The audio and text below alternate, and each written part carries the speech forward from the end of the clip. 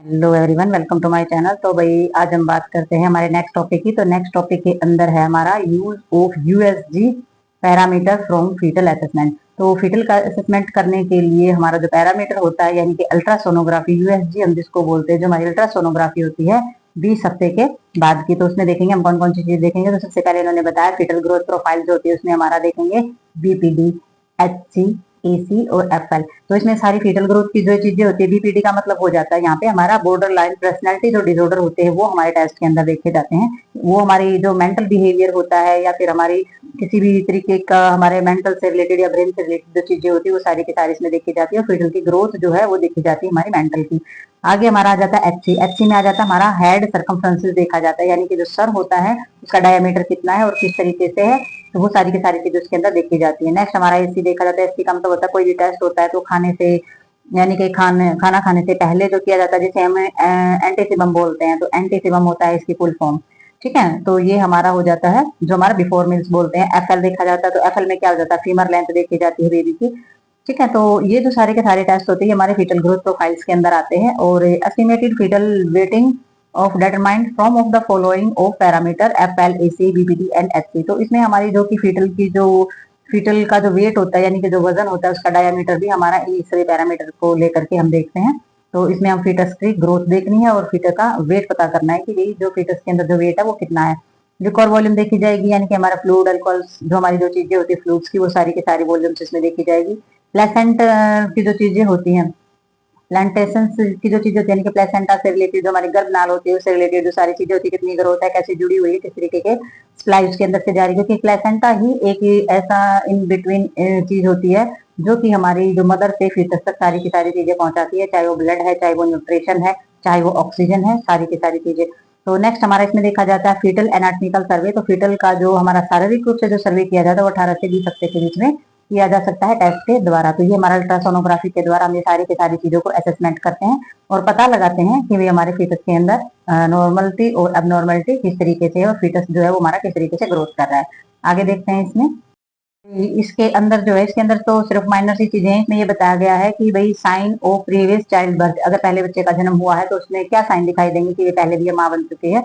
तो उसमें हमारे कुछ फीचर्स होते हैं, कुछ फीचर जो है वो कंसिडर होते हैं इसमें अराइविंग होंगे। और जब हम डायग्नोज करते हैं प्रीवियस बर्थ का, तो इसमें सबसे पहले ब्रेस्ट देखी जाएगी। तो ब्रेस्ट कैसी होगी, फ्लाबी हो जाएगी, यानी कि जो ढीले डाले होते हैं, निपल्स जो होते हैं हमारे ढीले डाले से हो जाते हैं।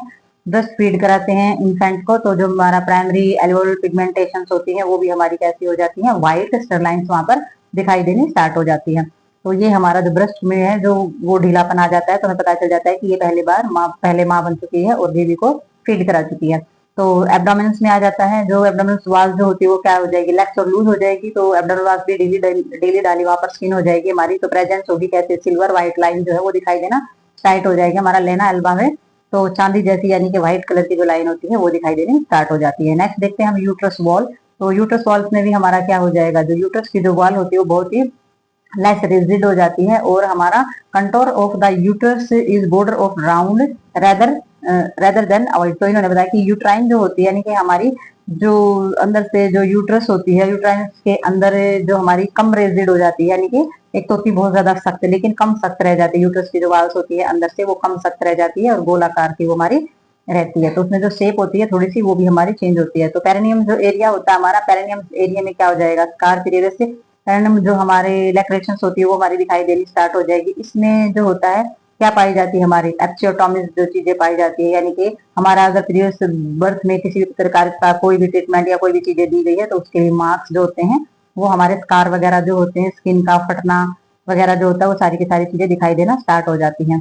और इसमें हमारा इंट्रो में क्या आ जाता है, इसमें इंट्रो में हमारा गैप आ जाता है। तो इसमें हमारे थोड़ा सा गैप की प्रेजेंस होने के कारण हमें क्या पता चल जाता है, सर्कुलर से जो हमारा माइट्री फॉर्मिस जो चीजें होती है उनका भी पता लगना स्टार्ट हो जाता है। तो ये जगह और जो जगह के नाम है ये तो हम पहले ही कर चुके हैं, पहले जान चुके हैं इन चीजों के बारे में। अब इन्होंने बताया वेजाइना में क्या हो जाता है, वेजाइना इज मोर रूमी। तो वेजाइना जो होती है वो और भी ज्यादा कैसी हो जाती है, खुल जाती है, यानी कि जो उसका स्पेस होता है वो और भी ज्यादा बड़ा हो जाता है। सर्वेक्स में क्या हो जाएगा, सर्वेक्स में इन्होंने बताया है कि भी राउंड जो हमारा एक्सटर्नल जो ओट होता है वो कैसा हो जाएगा, वुमेन का वो कैसा बन जाएगा, जो पहला होता है उसका तो राउंड होता है, यानी कि जो पहली बार माँ बनती है उसका तो राउंड होता है। जो पहले माँ बन चुकी होती है उसका स्लाइडर यानी कि बेलन के आकार का हो जाता है। एक्सटर्नल ओट्स जो होता है तो ट्रांसफर हो जाती हैं चीजें। और इसमें जो हमारा मैनिपुलेशन जो होता है, ठीक है, मैनिपुलेशन हमारा सर्वेक्स का जो मैनिपुलेशन होता है वो रिसेंबल होता है, और मल्टीपोर्ट सर्वेक्स जो है वो हमारी हो जाती है। तो ये हमारी थोड़ी सी जानकारी के लिए बताया जाता है, ताकि आप अगर देखो तो आपको पता चल जाए कि ये पहली बार माँ बन रही है या पहली बार पहले भी बच्चे की माँ बन चुकी है। तो उसमें जो लूजनेस जो होती है वो हमारी वेजाइना के अंदर भी, ब्रेस्ट के अंदर भी, एब्डोमिनल वाल के अंदर भी, यूट्राइन वाल के अंदर भी, तो सभी के अंदर थोड़ी सी लूजनेस जो है वो आ जाती है। ठीक है, तो इसमें हम आगे देखते हैं। तो भाई इसमें हमारा इन्वेस्टिगेशन जब हम करते हैं तो इसमें सोनोग्राफी जो की जाती है इन्वेस्टिगेशन के दौरान, तो हमारे ट्राइमेस्टर के अंदर इसको मापा गया है। जो ट्राइमेस्टर हम पहले कर चुके हैं, तो हम डिटेल में ट्राइमेस्टर कर चुके हैं इसमें। फर्स्ट ट्राइमेस्टर है, सेकंड है, या फिर थर्ड ट्राइमेस्टर, जिसको हम लास्ट ट्राइमेस्टर बोल देते हैं। तो जो सोनोग्राफी कराई जाती है तो उसमें पैरामीटर के हिसाब से पैरामीटर जो यूज किया जाता है, तो उसमें फर्स्ट ट्राइमेस्टर जो होता है उसमें CRL जो है मोस्ट एक्यूरेट चीज होती है। ठीक है, तो जब वो होती है तो 30 हफ्तों में क्या होगा, डॉक्यूमेंटेशन जो होती है हमारे फीटल सर्ट की जो चीजें होती है, जो USG डॉपलर के द्वारा की जाती है, यानी कि जो फीटस होता है उसकी धड़कन मापने के लिए जो फर्स्ट ट्राइमेस्टर होता है उसके अंदर हम ये चीजें कर सकते हैं।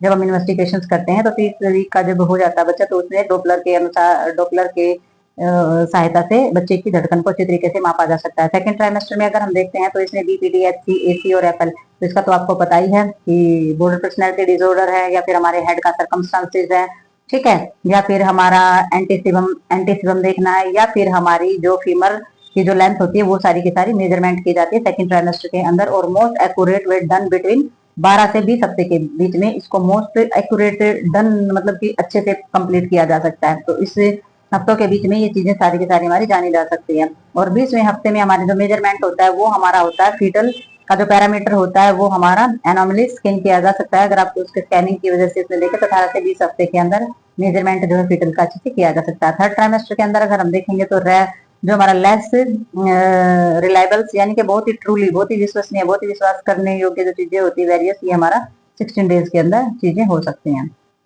रिलायबल लेस, रिलायबल लेस यानी कि 16 दिनों के अंदर जो थर्ड ट्राइमेस्टर हमारा माना जाता है उसके अंदर। तो ट्राइमेस्टर तो हम वैसे भी कर ही चुके हैं, तो सिर्फ हम नॉलेज के लिए थोड़ा थोड़ा सा रिवाइज कर रहे हैं। तो अगर आपको ट्राइमेस्टर की नॉलेज नहीं है तो आप जो डिटेल में ट्राइमेस्टर कराए गए हैं उसको रीड कर सकते हैं। तो भाई ये हमारा इसमें बता रखा है एस्टिमेशन ऑफ फीटल वेट। तो फीटल का जो वेट किया जाता है तो वो कब हमारा करना जरूरी होता है, तो अप्रोक्सीमेट जो हमारी प्रेडिक्शंस बताई है इन्होंने फीटल वेट की, तो इन्होंने बताया कि more important then the mayor estimations of the uterine size. तो सबसे पहले इन्होंने क्या बताया है कि जो बहुत जो जरूरी हमारा होता है, जो हमारा इन्होंने बताया है induction of the labour of elective screening. जो हमारा सी सेक्शन जो होता है, कहने का मतलब ये है कि जब डिलीवरी का टाइम हो या सी सेक्शन का टाइम हो तो उससे पहले जो है वेट करना बहुत ज्यादा जरूरी होता है। मिनिमाइज रिस्क फैक्टर जो होते हैं हमारे डिलीवरी के वो जानने बहुत ज्यादा जरूरी होते हैं। ठीक है, तो बेबी का वेट जानना और जो ये मेथड होता है ये बहुत यूजफुल होता है तब जब हमारा कंसिडर टुगेदर है वो the idea about of the weight of the fetus. तो हमें जो फीटस होता है उसके वेट के बारे में जब हमें पता होता है तो उसमें हमारी बहुत, ये हमारे लिए बहुत ज्यादा यूजफुल मेथड होता है। तो हम बहुत सारे जो रिस्क की जो चीजें होती है, रिस्क के जो पैटर्न होते हैं डिलीवरी को लेकर के, वो सारी चीजें खत्म हो जाती है। तो हम पहले ही उस चीज के लिए प्रिपेयर रहते हैं कि बर्थ जो है बेबी का वो कैसे होगा, क्योंकि बेबी का वेट ज्यादा है, नॉर्मल डिलीवरी नहीं हो सकती है, सी सेक्शन कराना पड़ेगा, ये कराना पड़ेगा। तो फोर्स ऑफ डिलीवरी भी नहीं हो सकती क्योंकि बेबी का वेट ज्यादा है, बेबी का हेड का सर्कमस्टांसेस ज्यादा है।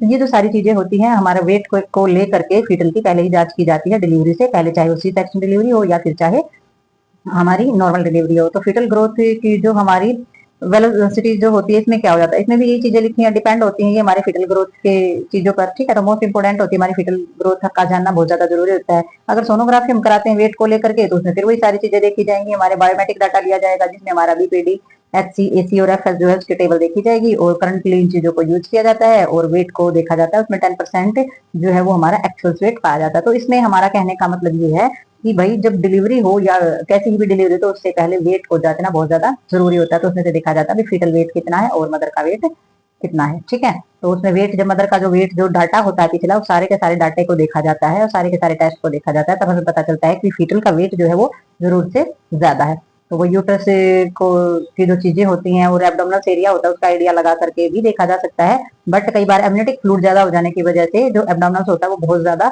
उसका जो एरिया होता है, जो पैरामीटर होता है बहुत ज्यादा दिखाई देता है। हो सकता है बेबी कमजोर है और एमनियोटिक फ्लूइड जो जरूर से ज्यादा बढ़ गया है, बट हमने फीटल का वेट ही जानना बहुत ज्यादा जरूरी होता है। तो उसमें सी सेक्शन या फिर नॉर्मल डिलीवरी के लिए जो है डिसीजन लेना बहुत ज्यादा आसान हो जाता है। तो ये जो हमारा टॉपिक है ये होता है हमारा यहाँ खत्म। अगले में हम जो वीडियो बनाएंगे वो होगी हमारी अलग चैप्टर पे और न्यू चैप्टर के ऊपर, ठीक है। तो ये आपने समझना है, ये सिर्फ मैंने जो पिछले जो ट्राइमेस्टर जो आपने पढ़े हैं इसी चैप्टर के अंदर, तो इसमें से थोड़ा सा निचोड़ बताया क्या क्या चेंजेस इसमें हो सकते हैं, क्या क्या चीजें देखनी जरूरी होती हैं।